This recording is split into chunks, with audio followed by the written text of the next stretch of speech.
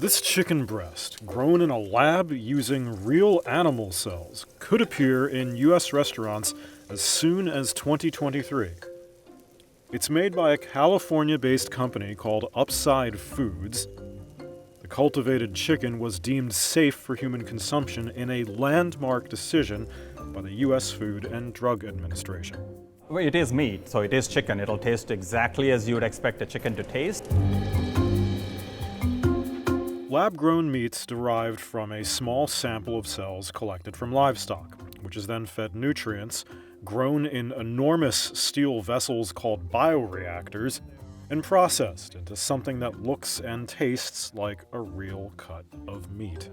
Upside Foods CEO Uma Valetti explains. Like I said, it's not a meat alternative.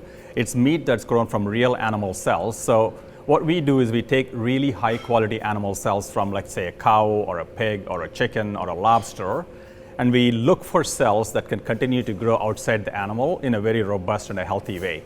The part that's remarkable about it is we didn't have to raise and slaughter a chicken to get real chicken meat out of it. Just one country, Singapore, has so far approved lab-grown meat for retail sale, but the United States is poised to follow. Upside worked with the FDA for 4 years before receiving the agency's green light in November 2022. The company hopes to bring its product to restaurants as soon as 2023 and to grocery stores by 2028. And it's not just Upside Foods. Another California cultivated meat company, Good Meat, has an application pending with the FDA. And 2 other companies, one based in the Netherlands called Moza Meat, and another from Israel, Believer Meats, say they're in discussions with the agency. Some famous chefs like Argentine Francis Malman and Spaniard Jose Andres have already signed up and plan to showcase the meats in their high-end eateries. But to reach its ultimate destination, that's supermarket shelves, cultivated meat still faces big obstacles.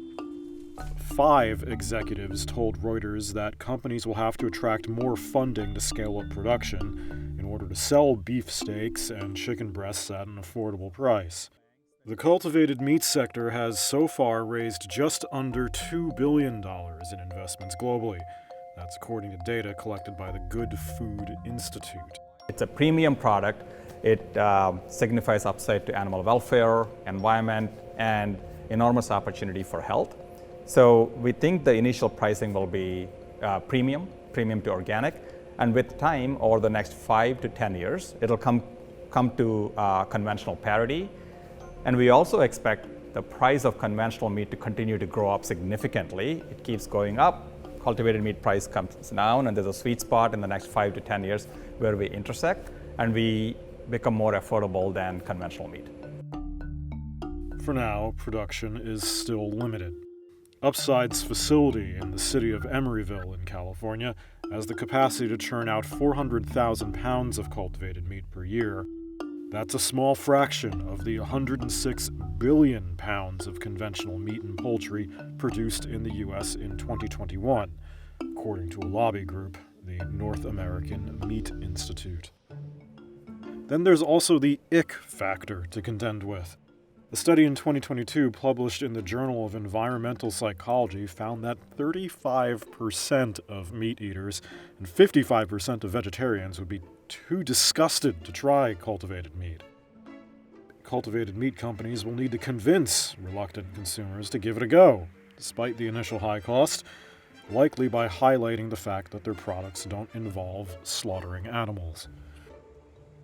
Another draw is that growing meat in a steel vessel, instead of in a field, could reduce the environmental impact from livestock, which are responsible for about 15% of the world's greenhouse gas emissions. That's the unmistakable pioneering advantage of this field, because we're offering the choice to continue to eat real meat without giving it up or trying to become a vegetarian or a vegan.